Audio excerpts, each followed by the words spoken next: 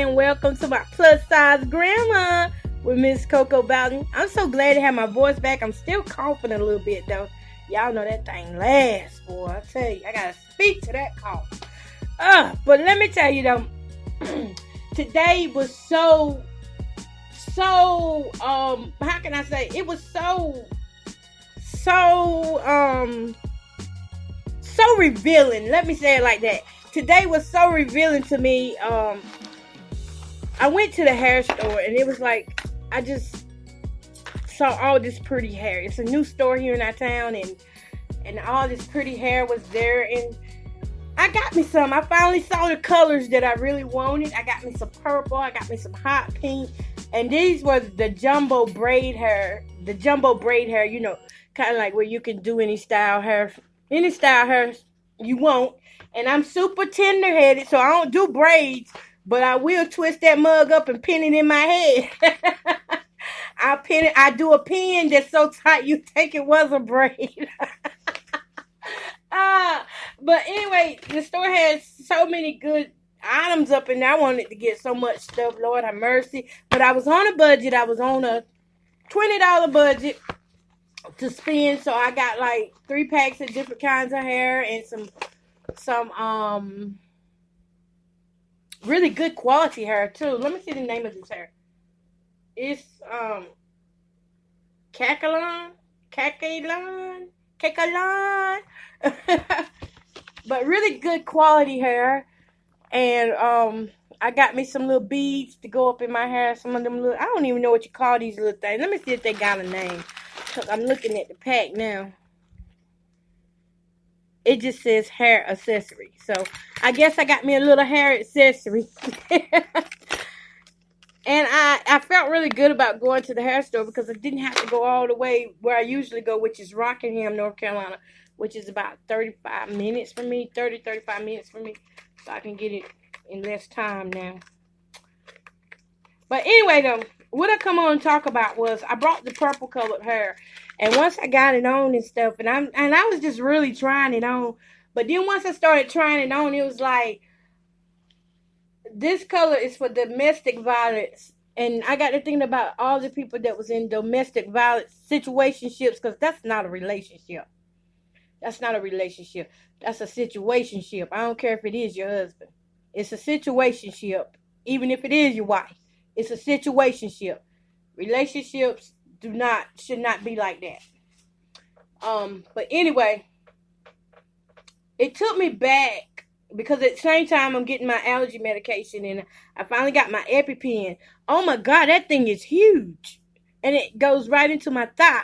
But that combined with the EpiPen just brought back a flood of memories of how if I would have made better choices when I was younger, it's a chance that I would not even be going through this allergy mess, because I did not get allergies this severe until I started smoking crack cocaine.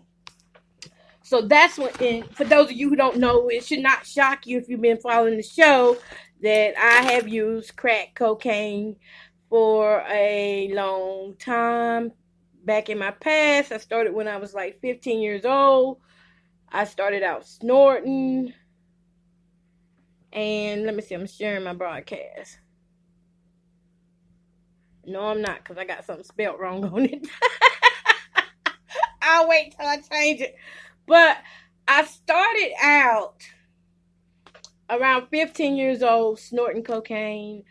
I did this stuff for a long time, y'all. I'm telling you, for a long time.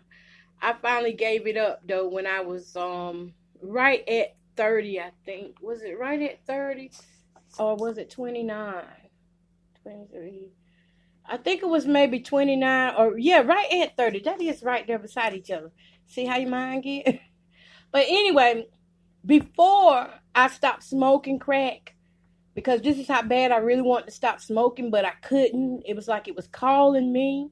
If I lay down, it was calling me. Come on, Jamie. If I was awake, if I was eating, it was certain foods that I could eat that could make me want to go smoke. You know, it just would trigger my cravings. So I kept a diary of everything that I was doing and what my triggers was and stuff. And I read up on a lot of information, different cases. were people who had been in rehab, and a majority of people, um, I hate to say this, but a majority of people that went to rehab did not successfully complete, or either they came out and got right back on it. So those were the kind of stories I was reading. And I even read the worst stories where people were overdosing and dying. And I did that on purpose, knowing that I probably would get paranoid or have anxiety behind it. But I did it on purpose so that I was thinking maybe I could scare myself out of smoking, so that's why I was doing it. But I learned a lot. I learned a lot, even down to the types of food that you would need to eat in order to cause cravings to go away. Because like I said, it was certain foods I could eat that would make me crave it, and I had to go get it, or else I couldn't rest. I mean, it was so many things that was picked up from other people, other smokers that I was smoking with, and then there was some that I picked up from reading and stuff. So it's kind of tricky, but I made it through, and I made it alive. Today I am 13 years clean, going on 14 in November. And one of the main things that made me stop smoking was when I seen how what made me stop smoking was I caught pneumonia in my lungs, and my lungs had got scarred. I messed around and got hold of some bad dope, and it scarred my lungs to where it was hard to breathe. I was on steroids for basically, to be honest, I was on steroids for like 15 years. 15 years on steroids, just trying to get my lungs right and breathe. But I noticed I had these allergies. Everything that I used to could eat, because of the chemicals that come into your body, and these chemicals do not leave out. It puts me in the mind of the synthetic or the K2 spice, but it's not as strong as that. Nowhere near strong as that is. But everything I could eat, I now became allergic to. I had cookouts every year. I mean, every day about it. Wait a minute, not every year, but every day. I always had cookouts, parties, where we had bonfires. I mean, I was around all kind of fire and smoke, and never thought once that I would ever become allergic to anything I was doing. I would cook chicken, pork chop, fish. I could cook all that stuff, and now I can't even touch some of that stuff because of those chemicals that are still in my body. Now, see, let me tell you, and how it's the chemicals is because after a certain amount of time, after so many years, I could eat fish. After 10 years, I could eat fish. But I still can't eat certain shrimps and stuff like that. I can eat some shrimps. It just really depends.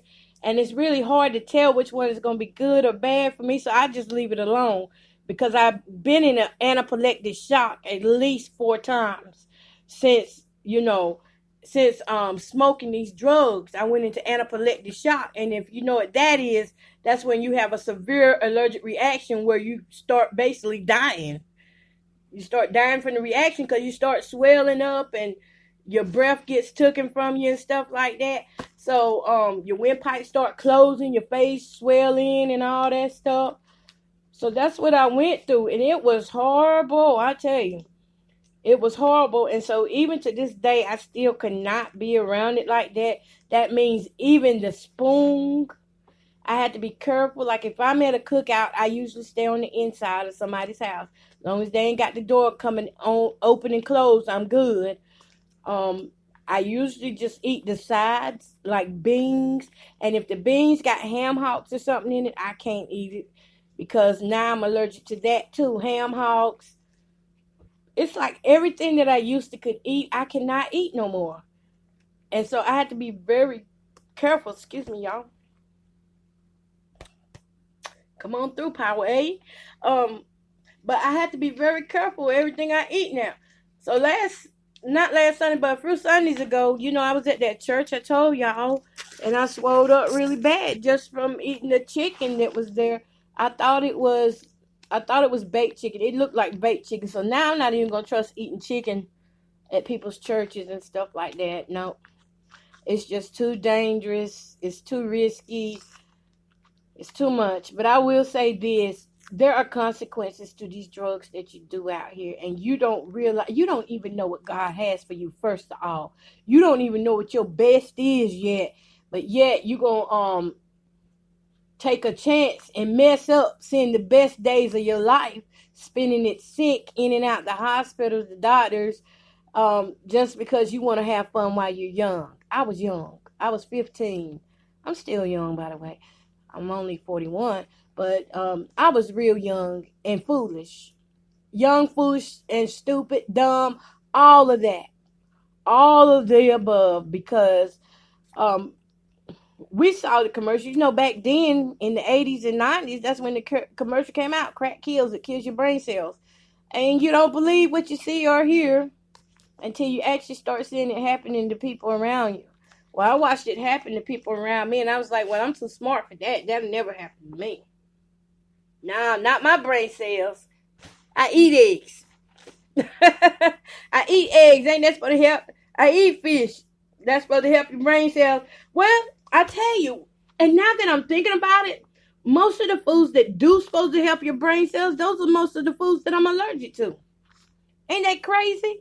And before this happened, I could eat anything. I wasn't allergic to anything. Yeah, I have regular allergies like everybody else, but now I have seasonal allergies. I have them year round now. But back then, I didn't have any like that. I could drink what I wanted to drink. Didn't have to worry about swelling up or getting sick, any of that stuff.